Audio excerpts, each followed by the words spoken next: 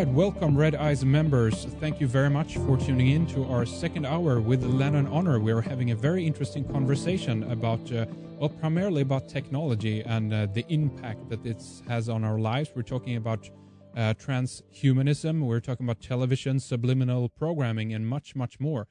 We've been talking about the Borg agenda, of course, Lenon's upcoming film. And one thing I want to ask Lenon about, and to touch from where we left off in the first hour, is this idea about the how the male and the female counterparts are kind of, on one hand, at war at each other. On the other hand, it also seems to be that we're in a position where the roles are being mixed up. You know, although we talked about this idea that the male aspect is jealous of the feminine aspect of the creator, so to speak, the creator aspect. There also seems to be a kind of feminization of men going on as well. And you mentioned this, Lenon, in the first hour. Maybe you can talk a little bit about that and what you see is happening in regards to this from your perspective. Yeah, and this is a topic that is probably one of the most important topics to talk about when we talk about the manipulation of human consciousness, because one of the things that happens is that when a masculine man is married to, and I'm not talking about in a literal sense, I'm just talking about their interactions, they are married to their female counterpart, there is a level of power that is automatically produced because of that interaction, because you have the masculine and feminine joining together. So you have what we can probably, if you guys want to, we can use the term, you come into a higher level of perfection as a creative being. That if in fact you can use your masculine creative abilities, and you can use and your female counterpart can use her feminine creative abilities, then to bring those together, it has an amplifying effect in terms of our ability to create. And part of that creation process has to do with being able to create families and to be able to create children and to perpetuate knowledge and information across generationally. And the reason why this is important is because all agendas really deal with, every single agenda that has been perpetuated against the human species really deal with the manipulation of human consciousness. So therefore, if you can protect the human consciousness of a child and infuse upon that human child the information and knowledge and wisdom that you have acquired as a parent, then that child will be better equipped to deal with those agendas. And if that child can do the same and build upon that information and pass that down to the next generation through relationships and family structures, then that next generation will be more empowered. So the idea is that through the union of man and woman, the masculine and the feminine, you create life and you perpetuate on a human level the transmission of profound information cross-generationally. And by doing that, each successive generation becomes more empowered, and therefore at a certain point, the human species evolves beyond the Borg cultural construct. Now, what we find is that there has been an agenda to dissuade those levels of interactions, whether it be between male and females or the interactions between family institutions, meaning parent and child. It's interesting, and I'll give you an example. Here in California, I'm in the United States of America. In California, there was this, and I'm not sure if they still have it, but there was a program, and that's what they called it, within the school system, that where you could bring your child in at 6 a.m. in the morning, drop them off at the school, and then you don't have to pick them up until 6 p.m.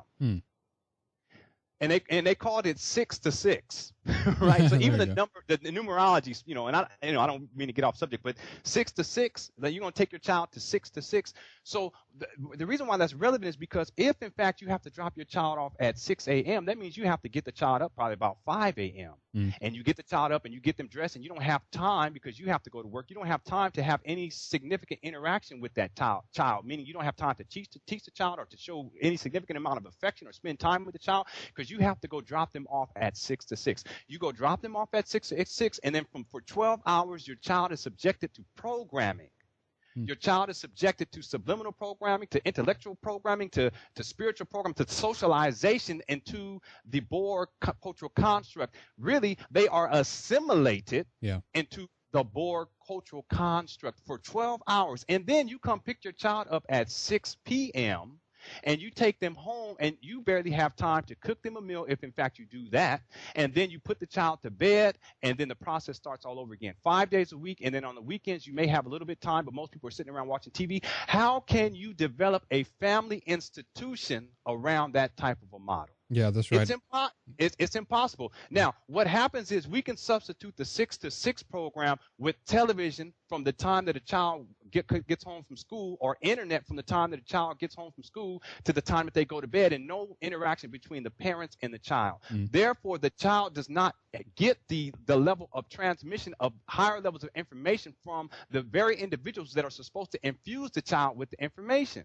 So what happens is the family network is under assault by the very system that literally takes the child from the home, i.e. the compulsory education, and by doing that, the child is put through an indoctrination process so that they can be infused with the same information that will keep them locked in to the matrix itself. And by doing that, you don't have any evolution of their consciousness. If anything, they become a drone, and then over time, the process repeats itself. So one of the things that has happened is that interaction between the male and the female has been disconnected because their own creation is not even being taken care of. It's interesting, and if I could just speak on this, just give me 2 minutes. Of course. It's interesting. As creative beings, we have an obligation, especially men, to protect that which we create.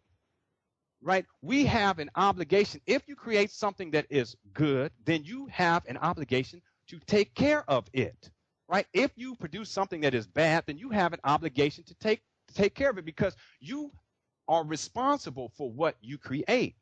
What has happened is we have been indoctrinated into a system to where not only are we've been told that we can create whatever we want without any kind of real sensibility about it. If you want to create this, that's fine. You do whatever you want to. It's okay. You're free to do whatever we're told that. But in essence, what happens is whatever it is that we create, we don't take care of it. Yeah. So what I found is that the family institution has been under assault, so that what it is that people create in terms of children are not being given, and not being given what they should be given, and they are not being protected and not being provided for on a humanistic level. Now, they're being provided for on a technological level through the internet, through television, but in terms of the everyday interactions between parent and child, that has totally been cut off. One of the reasons why that's being done is because when we talk about the manipulation of consciousness, the greatest threat to the different levels of the different agendas that perpetuate themselves on planet Earth, because it all goes back to the manipulation of human consciousness. The biggest threat through all of those agendas is the family unit and the perpetuation of information that is being passed down from one generation to the next, to where the next generation is able to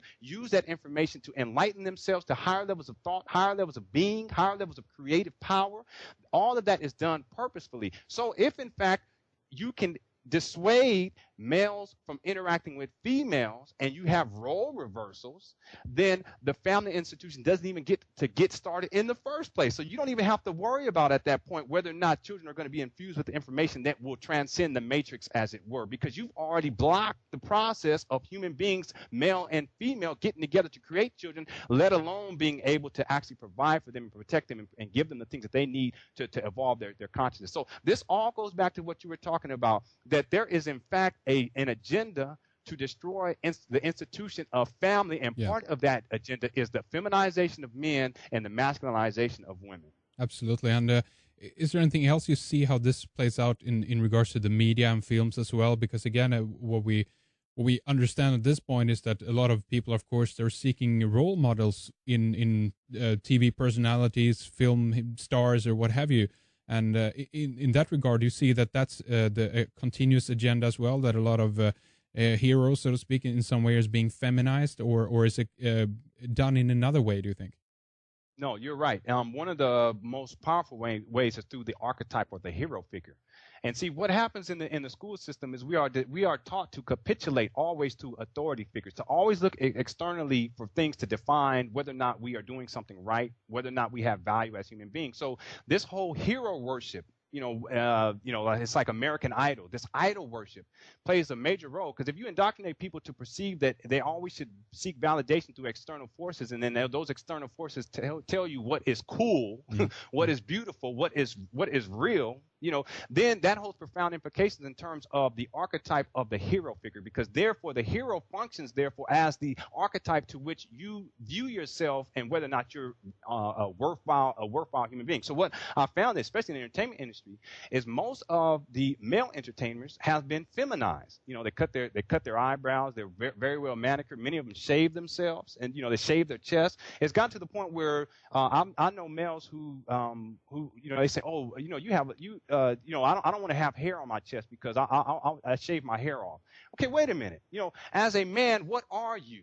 When you chose to manifest here, you chose with a specific intent to manifest here as a man. So you should not look upon yourself in that way. You should look upon yourself as a man, and all of that goes into your biology, into your chemistry. You should embrace that. But what has happened is these archetypes have perpetuated. Here's an example. Mm. There are man purses now. And they call it man purse, and it's basically purses for men. Right. There are mantyholes, and what these are pantyhose for men. There's makeup for men now. Yeah. Okay, there's they call them mandals, and mandals are sandals that look very feminized, and it's basically female sandals for men. This is all relevant, and most of these types of fashions are perpetuated through these hero figures in media. So what happens is what males are aspiring to through their hero archetype is a feminized version of what they truly are. We are not feminized beings. We manifest it here as masculine beings. Now, this doesn't mean that we don't have aspects about us that are in tune with feminine principles. However, what this does mean is that we have an obligation to look upon ourselves for what we chose to manifest ourselves as. And we have to have a level of respect and dignity that needs to be associated with that. And in the same respect, women have to do the same. Here's another example. There is a song out that I did a brief analysis on by Katy Perry. And Katy Perry is admitted a lesbian. Now, the lesbian homosexual construct, that's not even the point in terms of what I analyze in my film. And let me just give this I guess if I can just use this preface. Absolutely. That if in fact you chose to manifest into this realm to have a homosexual experience, then so be it. But if you chose to manifest here to have a homosexual experience, but then you were manipulated through various institutions, through various constructs within the superstructure, within the matrix, to have a heterosexual experience, then you have, in fact, been manipulated. And you have to look at that manipulation, because what it says is that you chose to manifest here as a homosexual, but you were manipulated to be heterosexual. And there's something that we really need to look at about that. Now, if you have manifested here to have a heterosexual experience, but then you were indoctrinated and programmed and manipulated to become homosexual, then there is a level of manipulation involved in that. We have to look at that, because what that says is that what you chose to manifest here as a soul being has been manipulated. Now, having prefaced that, what we find inside of popular culture, especially within media, especially in the entertainment industry, is that most of the preeminent individuals who most people worship as idols are in fact either homosexual or are very effeminate. And what's deep about it is a song can come out, such as this song by Katy Perry called I Kissed a Girl and I Liked It, and it can grow in influence in terms of the subliminal manipulation of consciousness, especially in terms of little girls, where no longer are these little girls perceiving what I call the sacred feminine as their archetype, or as their hero figure, meaning they no longer see themselves as potential life bringers, that they have the capacity to bring life and to create life into the world. Instead of seeing that as the model for womanhood, they are seeing Katy Perry as the model of womanhood, and she is nothing more than what I call the whore archetype. And this whore archetype is what is perpetuated through media and through various so-called idols. Now, on the feminine side, we have the whore archetype. And so we have little girls who are singing this song, I Kissed a Girl and I Liked It, and their mother is singing it with them in the car. That holds profound influence in terms of their evolution. Because not only are they being programmed, but they're seeing their mother singing the same song, and they're singing in the car, and they're going about their business. That is very deep to me. You even look at the video, you realize that it's about the promotion of not only lesbianism, but also pedophilia, because in the lyric, this is what I mean by we have to think critically. In the lyric, she does not say, I kissed a woman and I liked it, which is one thing. If you want to kiss a woman, that's your business. However, to say, I kissed a girl, that's something else, because girl is implicit within girl that the girl is a child. So I kissed a child who happens to be female, and I liked it. This is nothing more than pedophilia. So on one hand, we have the whore archetype, and in Katy Perry's she's an example of a specific aspect of that whore archetype. But on the man side, we have the feminized male as being the idol to which males are aspiring to. Yeah. Now, we see this now today more so than ever, because even within the world of fashion, I can just use that as an example. Nowadays, what is popular in the USA is for young males to wear tight-fitting pants, right? Now, and when I say tight-fitting, I'm talking about skin tight-fitting pants. Now, traditionally speaking, what we've seen in the past, especially in Western culture, is, and I'm talking about in recent years and more modern times, is that males tend to dress in a certain kind of way to where the clothing is more fitting, and it's more a loose fitting. And then in general, I'm talking about in modern societies, women tend to wear clothing that is more firmly fitting onto their body. But Sure. we see a reversal of that to where now men are dressing in the same fashion as women are. And not only that, they are actually doing their hair in the same way that women were doing. And they are actually cutting their eyebrows in the same way that. So all this plays a role in terms of gender. And the reason why gender roles are important. See, this is interesting because oftentimes when I speak about gender, people get all uptight. Well, I don't believe that we should have gender roles. Well, wait a minute. That is a selfish ideology, because what we're saying is that we should not have gender roles. So therefore, the institution of family cannot exist without gender roles, because what we have is everyone within the family unit has a role to play based upon their gender. My wife, she does certain things in order to keep things going. I do certain things in order to keep things going, not for ourselves, but for our children and for our family institution. When you cross those kinds of boundaries, you get imbalance within the probability of manifesting a type of home environment in an institution of family that is conducive to perpetuating information across generationally. So all of this goes back to this concept of the reversal of gender roles and the feminization of men and the masculinization of women. This is done as an agenda to destabilize the family unit and the potentiality of establishing a family unit in the first place. Absolutely. I couldn't agree with you more. And again, at the end of the day, I think that it all boils down to choice, just as you said, Lenon, that people, if they consciously choose a lifestyle, so to speak, that's fine, and it's none of my business anyway. But as you say, if there's manipulation going on behind the scenes, so to speak, if people don't develop their and identify their own style, so to speak, firsthand, but they actually run to a role model or what they see on the media, fashion gurus, what have you, which means that they are going to adopt a role which they think is, in that regard,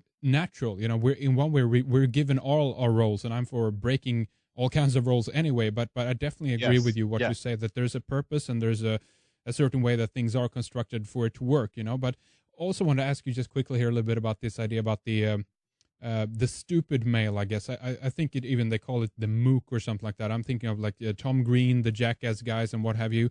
We also have the Homer Simpsons, Family Guy, Al Bundy. It seems that there's an agenda to kind of portray the male as a stupid, dysfunctional figure as well, isn't there?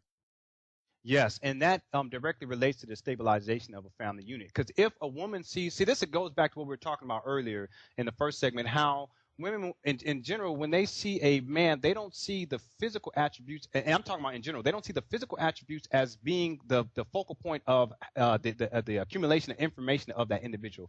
They really perceive things on a soul level. So intellect, in terms of a man having a certain level of intellect or spiritual awareness, they pick up on that. Now, if we are given this archetype of the ignorant male archetype, that has a significant influence in terms of how men perceive women, and then how we perceive ourselves. It's interesting, because it's interesting how you bring this up, because I often think in terms of me as a person, that what I represent as a man, as a father, is important to me. Right, and I also believe that not every male can claim manhood, because manhood means more to me than just having certain kinds of physical attributes. It has to do with having a certain kind of consciousness that you are aspiring not only to create something in this world of benefit to humanity, but you're also aspiring to protect that. And there's a certain kind of intellectual fortitude that has to go into that. There's a certain kind of innate morality that is present in that. There is a certain kind of innate understanding that you have to conduct yourself as a man in a particular way because you do have power and influence to a great degree in terms of what's taking place on the planet. Now, this is manhood. I'm not talking about a male who is dumbed down, who's, the Homer Simpson archetype. What we've been given, though, in terms of the model of manhood has not been representative of the true power of us as men. We have been given something that is degraded. And so what happens is what young males are aspiring to is this buffoonish type of archetype, and that plays a significant role in terms of how they operate with their relationships with women. Most women don't want a buffoon. They want someone who has who is intelligent, who's able to perceive things on multidimensional level, someone who they can actually interact with and know that there is going to be some kind of reciprocation on a spiritual level, but that reciprocation can't take place if we accept a dumbed down archetype for what it means to be a man. So there have been indeed television shows that have specifically, it's an agenda to specifically, even if we get into the Borg agenda again, to dehumanize the male to such a degree that women perceive them as not being desirable, and for male to aspire for that archetype that is not representative of what we are and what we intended to be once prior to even manifesting here in the first place. Yeah, that's right. Now, I would think that also kind of fits into the hive agenda as well, because that would make the male not much more than a drone, pretty much. They have the ability to for the repercussion of the race, so to speak, but nothing more beyond that. There's no intelligence or anything else that they contribute in regards to protection or what have you. It's a kind of a reformation in a way of the human race. That's how I view this in regards to technology, and we're kind of slowly moving into the more insect-like type society than the human type society. That's what I see, Lenon. Yes, yeah, and you're absolutely right. And in fact, when you talk about the insect, that's the hive mentality. That's all it comes down to. And if you can get males to see, it's interesting because as a man, there's certain obligations that I have to my family. There's certain things that I have to do, and a lot of it has to do with just my role, my gender role, and what I have to provide for my family. Different levels of provisions that I have to provide to give to my family on an everyday basis. My wife and I, we were talking about this the other day. There's certain things that she does, and we don't even have to really conceptualize it, but there's certain things that she does in order to keep our relationship moving along. And there's certain things that I do instinctively that keeps our relationship moving along, and it's part of our role within the construct of our relationship. However, if in fact I was nothing more than a drone and I was running the program that's being perpetuated in media, there's no way that I can give her those common courtesies. Here's an example. There are men who look upon women as nothing more than sexual objects. Now, how can you have a meaningful relationship with your female species half if you perceive them to be nothing more as a sexualized object, subject to your domination and your sexual control? And let me give you an example of what I mean, and this is important because a lot of what I really deal with, it deals with me growing as a man. It deals with me growing as a spiritual being, and part of what I do in my films is I share my process, the process of me reclaiming my sight. I share the process in film form to hopefully help other people in their own process. But let me give this example. Mm-hmm.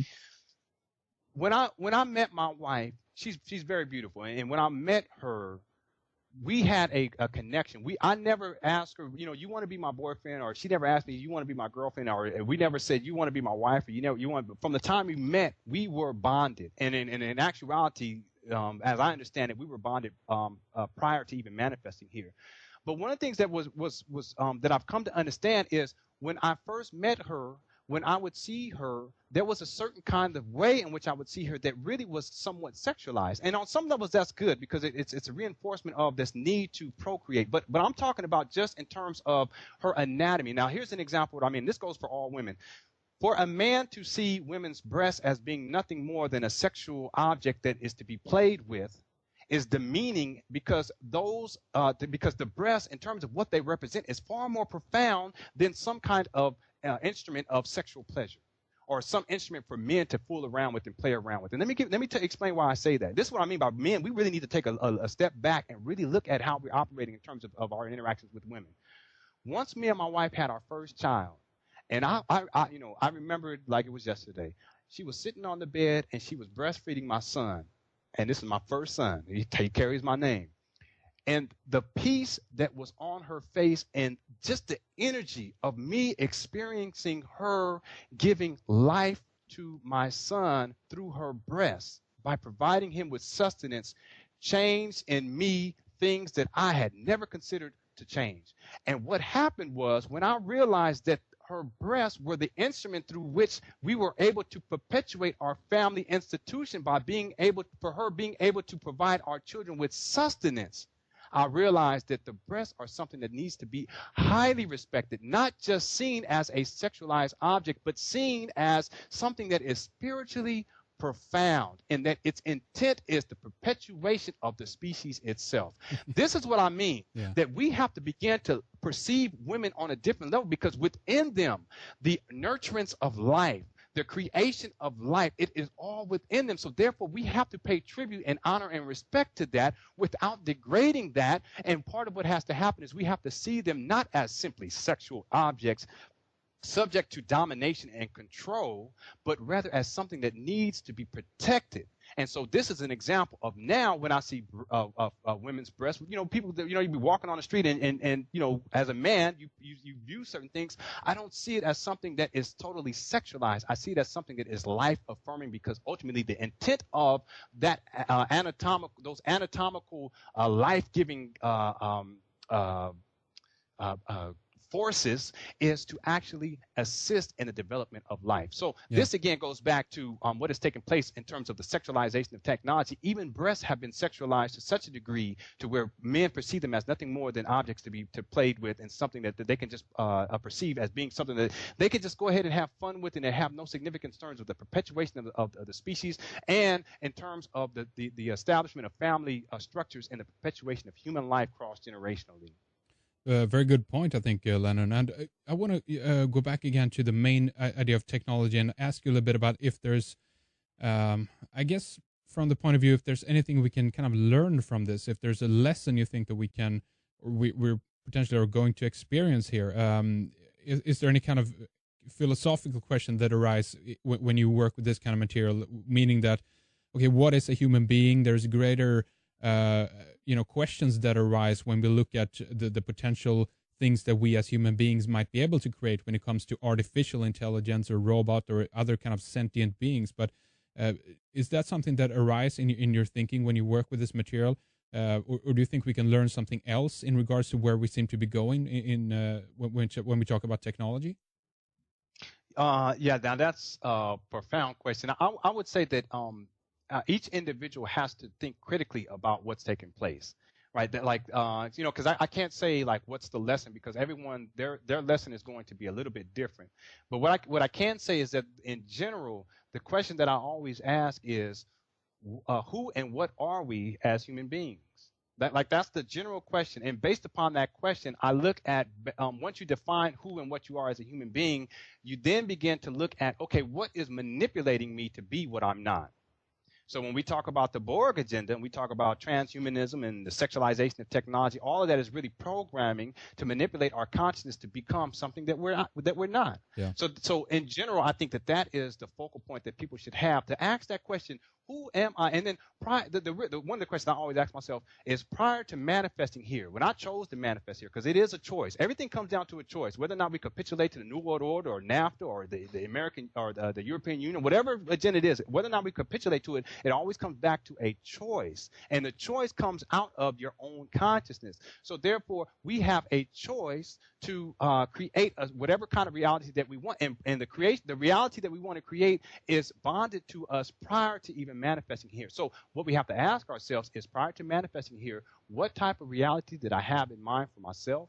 And if in fact I have had a certain kind of ideology in terms of the reality that I want to manifest, am I able to manifest it, or am I being manipulated to manifest something else? These are the questions that I'm always continually asking while I'm doing my films, but also just in my own personal life. These are questions I ask myself all the time, because ultimately we are creative beings. We are not just a human being that has flesh, that has 2 arms and 2 legs and a head and walks around for 60, 50, 70, 80 years, and then that's it. That's not it. That's there's so much more in terms of why, who and what we are. And so the question always becomes, who am I? What am I? And am I manifesting the reality that I want based upon what I was bonded to, an agreement that I had with myself, my soul self, prior to manifesting here? These are the questions that I raise quite often. Interesting. Do you think that our path is laid down before we even come down to this level, come down to earth, or do you think that we can change that as well as we go along, so to speak?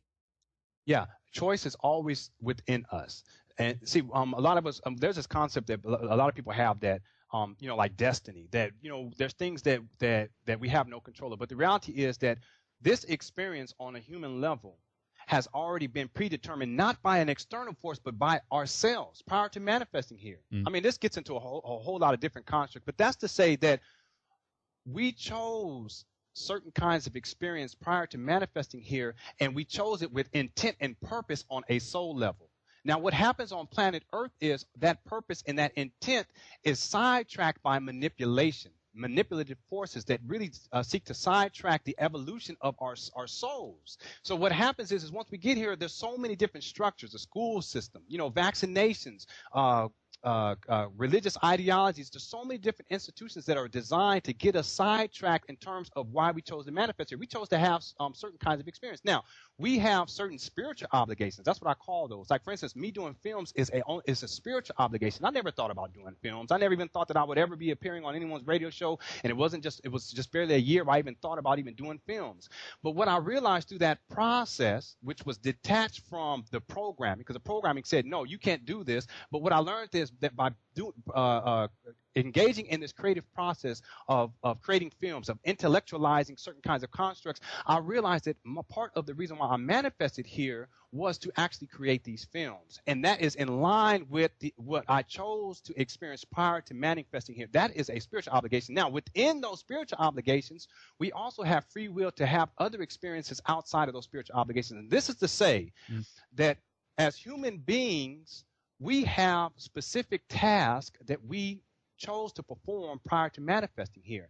And we should, in fact, execute those tasks to the best of our abilities, because by doing that, we evolve our souls. We evolve our spiritual understandings. However, within the construct of our earthly experiences, we also have the free will to have other experiences as well. So this ought to say that we do, in fact, have a purpose that is set up prior to manifesting here, but we chose that perfect. Nothing external, or on a soul level, we chose it, but then we also have the ability to create the reality that we want on planet Earth, day by day, year by year, and lifetime by lifetime, as it were. I want to ask you two different things in regards to that, Lenon. First of all, for people who, let's say that they're in a position where they don't know what their task is, how did you kind of find that? Is there anything? How do we do it, in other words, to find the task that we're supposed to do prior to getting on this level? And second of all, do you think that this manipulative force that you're talking about, is that human beings or other beings? What, maybe you can just talk about that force a little bit more, what you think that is. Okay, let me answer your first question to the best of my ability. One of the things that human beings, primarily what we have to recognize is that we are creative beings. You doing your show is a creative act. Me doing films is a creative act. Me having a family is a creative act. Even when people do destructive things, it is also a creative act. So essentially, all interactions between human beings on all different levels is really a form of creative act. It's about the fashioning of energy in a certain kind of way so as to bring forth something else. And so it's about creativity. And what we find within Borg culture, within the dominant culture on planet Earth, is a lack of individuality, a lack of creativity. So one of the things that if people are not quite aware of, and in essence, everyone knows why they're here. But in terms of if they have been manipulated to forget, one of the things that you can do right away is to detach yourself from those things that seek to manipulate your consciousness into forgetting. So things like television, just cut it out. Just don't watch it anymore. Things like or certain kinds of destructive relationships, just cut it out. Just on a conscious level, say to yourself, I'm no longer going to participate in that. And what is even more profound in terms of figuring out what it is or remembering why you manifested here is simply this: find something that will allow you to be creative in a positive way. Mm. Once you figure out what it is that allows you to be creative, you are in line with your spiritual obligations, because ultimately we chose to manifest here so that we can create, so that within the process of creating, we can evolve ourselves on a soul level. So that's really the essence. Find something that, and see, what's deep is the matrix, the superstructure, what I call the superstructure, the dominant cultural norm on planet Earth is really designed to dissuade our creativity. The school systems do that to a great degree. That really takes children to an indoctrination procedure where they lose their brilliance. Yeah. They lose their intellect. They lose the profundity that they are. Right? That's why, let me just give this quick example, and then I'll answer your second question. Sure. About a month ago, my son came up to me, and he asked me a profound question. He goes, "Hey, Daddy, what do cockroaches drink?" That's a good question. Yeah. you know what I'm saying? I mean, what do cockroaches drink? And I just froze, and I thought to myself, in my whole entire life, I've never asked that question. I've never asked, but that's a profound question, because what it shows is that he is aware of the reality of the cockroach, and he wants to know more about the reality of the cockroach. And really, that's what I mean by he is a multi-dimensional being, because he's able to conceptualize not only as a human being but also as a cockroach. Now, it can go all the way across the board with other human beings. Can I conceptualize what that person is thinking as a human being? So this multi-dimensional, that level of interaction. So it's deep to me, because what happens is those kinds of inquiries, those kinds of questionings is really stripped from human consciousness from an early age. We are put through an indoctrination procedure that limits our ability to ask those critical questions. So that is an example of what I mean in terms of a creative being who looks upon something and is able to conceptualize a question that most people won't, because they have been indoctrinated into a system. Now, to get into your other question in terms of, is there a manipulative force out there that has an agenda to do all this? I believe that there is, in fact, non-human entities that have profound influence in terms of what's taking place on the planet, including our own selves. Right? We think that we are just human beings and we are a spirit or soul, and there is an actual difference between spirit and soul, but that we are a spirit or soul that manifests here, and that's it. But in reality, we exist in many different realms simultaneously. Now, this gets into metaphysics and so on, but on a soul level, we exist in many different places, many different dimensions simultaneously, and in fact, there is a dialogue, an internal dialogue. What I call the internal oracle that transmits information from yourself to your other self, to your other self, to your higher soul self. And all of this interaction plays a role in terms of what we experience here. So oftentimes, human beings, we will have a spiritual experience, what we call a spiritual experience. But what it really is our other self experiencing something that is normal on a different plane, in a different realm of existing, and that information being transmitted to us here on this plane for our continued soul evolution. So now, within that, in that we exist in many different dimensions, there are also other forces that exist not only here but in other dimensions as well, that interact with the human species and interact with what's taking place on a planet in great and profound ways. So there is the agendas that are perpetuated in terms of manipulation of human consciousness so that we are no longer creative beings, or not as creative as we should be, is directly related to other entities that wish and seek to have that manifest for various reasons. Now, this again gets back into what the Creator series and some of the concepts that I speak about in that film, and people are invited to check that film out. But to answer your question, yes, there are many more forces at work in terms of the hierarchical structure in the universe that actually have profound influence on what's taking place on the planet, in particular what's taking place in terms of the manipulation of human consciousness. Very interesting. There seems to be, definitely something going on there. It feels to me that it can't just be the level of the human conspiracy, so to speak. There must be some other level beyond even that, which is the overarching controlling force. And of course, that is what is being debated primarily now. Who is the top of the pyramid? Who is the main entities or human beings or whatever type of beings that are behind the ultimate conspiracy? One thing, though, I want to squeeze in here and ask you a little bit about, Lenon, is the idea if, let's see if I can phrase this correctly. Then, what if technology is is supposed to be the next step in human evolution? I can mention a little bit more about that. What if technology is the means by which we become what many people kind of call conscious co-creators, where we kind of for the first time get full control, either being that over our body or the environment around us, if we look at what we might be able to do when it comes to nanotechnology and things like that. I necessarily don't agree with that kind of way of thinking about it either, but what's your take on that? What if this is the path that the creator wanted us to go down at this particular time in order for us to learn? I guess that lesson question that comes up again that I asked you about before is this: could this be that there's a higher purpose to why we're going in this direction right now? Do you have anything to say about that? Yeah. Now, everything that we experience has significance. I mean, and it has worth. And I mean, even the most, because I even think about even the most traumatic experiences that I had at the time. You know, I was like, why am I experiencing this? But when I reflect back, I realized that it was part of, you know, my growth, and it was necessary. But what I often ask, the question that I often ask when we talk about consciousness and being co-creators and being full in control, what the question that I ask on myself, it goes back to, again, who and what are we? And what I come to understand is that all of the things that are promised to us, you know, through transhumanism or, you know, technological dependency, all those things that are promised to us, we already possess. Right. And let me give you an example. I saw there's this one, and in my film I actually speak quite a bit about this. But there's this so-called scientist who, you know, he's infusing into his body different forms of technology that gives him supposedly certain skills, and that's what they promoted as that. And there's one part where he says, "Yeah, I connected, you know, my brain to my wife's brain, the impulses in my arm to my wife's brain, and by doing that, when I moved my arm, she felt certain impulses. So it's to him, it was like saying I was able to speak to her telepathically." And what I think about is, wait a minute. As human beings, we're already able to do that.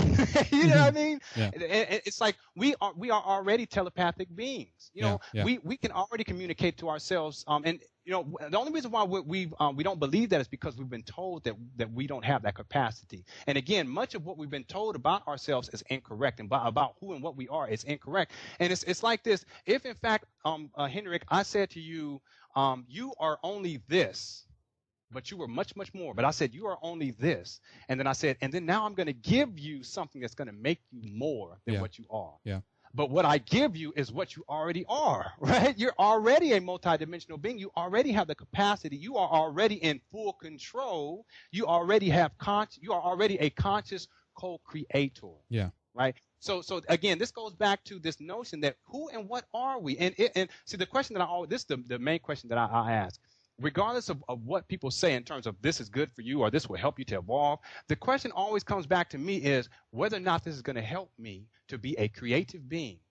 And the reality is that the transhumanism movement isn't about helping us to, and doesn't really empower human beings in order to help us to become more creative. It's really about connecting us to the hive mind. It's about the manipulation of human consciousness to where you see yourself and not as a human being, as a co-creator, as a multidimensional being, but that you see yourself as nothing more than an inanimate object. So therefore, you can infuse your body with inanimate objects. You can take the RFID chip because it has been humanized and you've been told that it will make you better, but in reality, all it does is enslave you. Yeah, that's right. And by the way, I want to mention the guy that you talked about who connected himself to his wife through the neurons in his arm and whatnot. His name is Kevin Warwick, and we actually had him on the show about last year, so people can go into our archives and actually listen to that interview because it's really, really interesting one. And I recommend you check it out as well. And if you want to get a little bit of the mindset, I guess, behind some of the thinking here, so I suggest you check it out, and people are listening as well.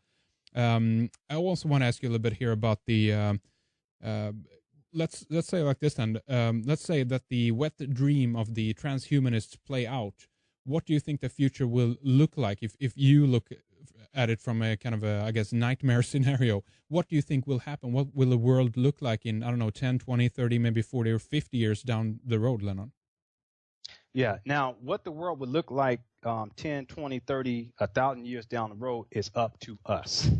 That's right. Absolutely right. You know what I mean? Yeah. It's up to us. We cannot allow any institution or any agenda to dictate to us the experiences that we are to have, that our children are to have. Ultimately, we have the power as spiritual beings, as souls manifesting on this plane, to create the reality that we want. Now, what I can speak about also is just in terms of, how I perceive the agenda, the wet dream, as you put it.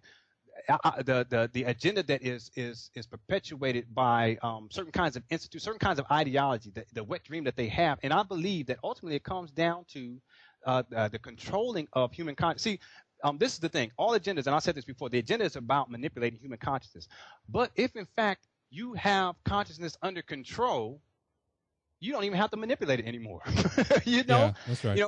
Because you already have it under control. You don't have to worry about whether or not someone is thinking outside of the hive mind, because they have already been subjected to that level of thinking. They have already been plugged into the matrix, as it were. So I believe that the agenda, what it wishes to accomplish, is the disconnect of the human consciousness from the creative aspect of who and what we are on a soul level. That is, I believe, is what really is wants to take place. Because even when I think about the dominant culture on planet Earth, most people who have manifested here, we have been indoctrinated into living a certain kind of life. And it's all programmed. It's like the same thing across the board. Everyone thinks the same. Everyone drinks the same. Everyone eats the same. Everyone dresses the same. It's this Boer cultural construct. That is the manipulation of human consciousness. Yeah, that's right. I just want to just real quickly, just take about 30 seconds. I just want to reflect back on something a question that you raised, because it ties into this question. Mm-hmm. Go ahead.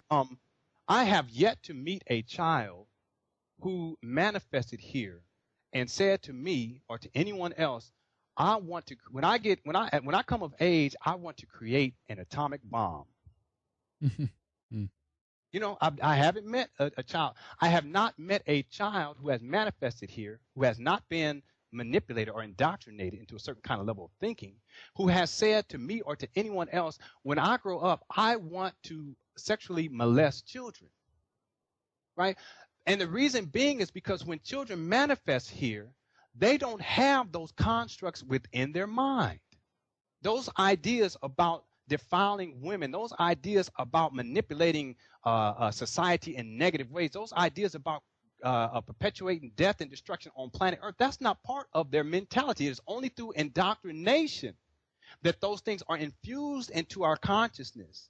And then we begin to act those things out in our everyday life. And the reason why this is relevant is because the agendas that are perpetuated on planet Earth is really designed to take away who and what we are when we initially manifested here. Here's an example. Even the vaccinations are designed to limit our spiritual awarenesses on a multidimensional level. It is designed to manipulate our biology so that our experience here is less than what it could be. I mean, they even have these things called I can't remember what they call the some kind of an eye drop that they give these children when they're born, and they say it's so that to protect their eye. But what's really happening is the manipulation of their sight, the manipulation of their ability to see through their eyes what reality is. Mm-hmm. Now, all this is relevant to that question, because when we talk about the ultimate plan, if you can influence children at an early age so that they would no longer maintain their high intellectual fortitude, to where you get them to start to think, oh, I want to create something technological that is destructive, then you don't even have to worry about manipulating consciousness, because what will happen is those ideologies that are infused within each successive generation will perpetuate themselves and continue to build upon themselves over time. So this again goes back to the agenda that is really perpetuated through this whole transhumanism movement, is really the manipulation of human consciousness and accepting technology as the means through which we experience our humanness. That's deep to me. We experience who and what we are as human beings through an inanimate object. Therefore, we are nothing more than an inanimate object. And once we begin to think on that level, we subject ourselves and we treat each other as nothing more than inanimate objects. In the first hour, you talked a little bit about telepathy. We talked about this idea that people might have had it or have the ability, at least in the past, and now we've been kind of, that urge or wish to return to that has kind of been hijacked, and we've been given false versions, so to speak, of that. We've been given cell phones, and potentially in the future the promise of implantable microchips in order to communicate or what have you. But do you feel or see in some regard that at least some humans will return to a more, I don't know if we should even call it technology, but a more organic technology, or the original intent, so to speak, that we will again have the ability to have these or have telepathy. What do you think about that, Lenon? Yeah, we all have it, because it's innate. It's part of our human, if I can use a term, it's part of our human biology, just in terms of what the brain is and how it operates in terms of the transmission of information through time and space. It's part of who and what we are. It's nothing special. It's nothing external. It's nothing that we have to go to someone else to achieve. It's something that is innate in us. It's part of who and what we are on a soul level. So therefore, it's not about getting back. It's actually about making a conscious choice to reactivate that which is already inside of us. We are already profound spiritual beings, and all it comes down to is our consciousness, whether or not we can come to grips with that reality and then make a conscious choice to manifest that in our everyday life. We are already that. We have so many, and not just telepathy. It's so many different aspects of who and what we are that we consider to be profound. Like we say, oh, that person is special because they can do this. Wait a minute. For instance, when I pick up the flute and I play the flute, there is a power that's associated with it. And the power is beyond what most people would consider a person who plays the flute. And part of it has to do with, I understand that I have a certain kind of power, but it is not special. Same thing with my films. I understand that I have a certain kind of power to create films and produce these films in a certain kind of, but it is nothing special. Anyone can do that, but it's a conscious choice that we have to make as creative beings. It all goes back to that as creative beings, we are far more profound, far more powerful than what we've been told. Absolutely. Couldn't agree more, Lenon. I think that's a good point to begin to round things up here for the second hour. And I had really, really good time, and I'm definitely looking forward to seeing the Borg agenda. And again, they will be available then on your website, LenonHonorFilms.com. But one thing that we didn't have too much time to talk about here is some of your music. But if people are interested in hearing some of this, is there anywhere they can go online in order to listen to some of the flute music that you're doing, Lenon? Yeah, now I have one flute video that I have up, and it's on my YouTube page, which is LenonHonorFilms.com, or I'm sorry, Lenon Honor Films, but I also have it on my website. You just have to scroll down towards the bottom of the website.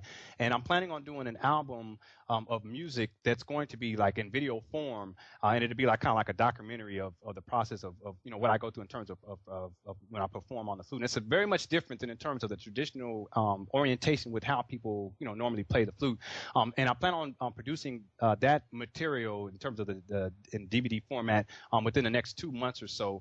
So that's something that people can look forward to, and I'll update people about that on my website. But all of my films, including that particular video with me playing the flute, it's on my website for viewing for free. Okay, wonderful. Again, thank you very much for coming on the website, LenonHonorFilms.com. Keep up the great work, Lenon, and I'd love to have you back at some point and talk more about some of the things that we didn't have time for at this time, Lenon. But again, thank you very much for coming on. Oh, absolutely. My pleasure, Henry. You take care. That's our program with Lenon Honor. Thank you very much for listening and for subscribing to Red Ice. Upcoming guests, we have Alfred Weber from exopolitics.com, David Icke on the Lisbon Treaty and the swine flu debacle. Henry Macko will join us for hour 2, and we'll also have Freeman back with us on the show to talk about his latest research on Obama, space war, cloning, and the sorceress of Atlantis. So keep your eye on redicecreations.com, and especially the member section for all the latest added material, like our lecture with Freeman. We will be back on Thursday. Until then, a big thanks to Fredrik and Elizabeth for their hard work. Take good care of yourself. Thank you for listening, and we'll talk more soon.